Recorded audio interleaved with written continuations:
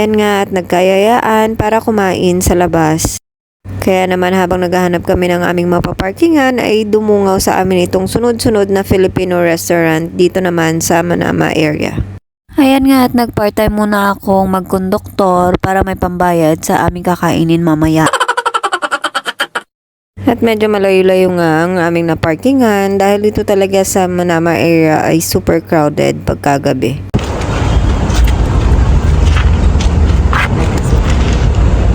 Let's wait for them.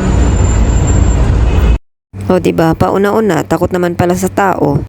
Dito nga namin napiling kumain sa Compares dahil nga nakakita sila ng chicken inasal. At dahil nga Compares, syempre may pares. Medyo maganda-ganda nga itong area na ito at pagdating nga namin sa taas, may nagsiset up para sa birthday party ata yan. Merong kabilang table na nagsising along. O diba, may sing along guys. Alam nyo na yarn. Ayan at kitang-kita na nga sa mga mukha nila ang kanilang pagkagutom dahil mga nakasimangot na. Gutom na nga rin naman talaga. Kaya ayan, pili na kami ng aming o-orderin. At dahil nga ang pinunta nila dito ay ang chicken inasal, kaya tag-isa-isa ang order namin ng chicken inasal. Nag-order din kami ng isang beef pares at isang pares mami. Ayan nga at habang nag-aantay kami ng aming na-order ay nakinig-kinig muna kami ng mga nagsising along sa kabilang table. Syempre naman, pwede bang hindi tayo kakanta dyan?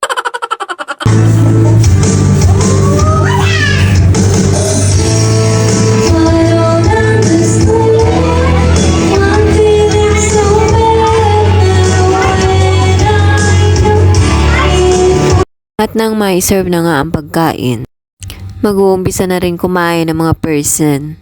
Dahil nga gutom na, besh. Iniisip ko lang talaga kung bakit trending na trending itong beef pares kahit sa ibang lugar. Dahil kahit kailan nga hindi ito pumasa-pasa sa panlasa ko. Pero sabi nga nila, iba-iba rin nga naman daw talaga ang timpla ng beef pares, hindi naman daw lahat ay matatamis. Pero wala pa nga akong natikman na ibang timpla ng beef pares, lahat ng natitikman ko ay matatamis, kaya akala ko yan talaga ang timpla niya. Pero maiba nga tayo, madako naman tayo dito sa chicken inasal nila. Masarap din talaga besh at pasado sa panlasa ko. At kung pasado nga sa panlasa ko ay siguradong pasadong-pasado rin sa panlasa ng mga anak ko. Kaya naman ayun, parang hindi na naisipan nguyain ng bunso ko na ubos niya kaagad. At nang matapos nga kaming kumain, agad-agad naman din kaming umalis. May tournament pa ng ML ang mga person. At matapos ko nga kolektahin ang mga ambag-ambag nila, ayan at nagbayad na rin naman ako. Syempre naman guys, kung naglakad kami ng mahaba papunta, syempre maglalakad din kami ng mahaba pabalik. At habang kami nga ay naglalakad, ay nadaanan naman namin tong bilihan ng isda. At hindi nga namin kilala mga isda na ito maliban sa crabs at sa shrimp. At nang makita nga ng anak ko ang shrimp na kanyang paborito ay nanlaki-laki na naman ang kanyang mga mata. Kaya naman bumili na lang rin kami ng 1 kilo. At matapos nga namin bilihin ang shrimp na ni-request ng aking bunsoy, umuwi na rin nga kami.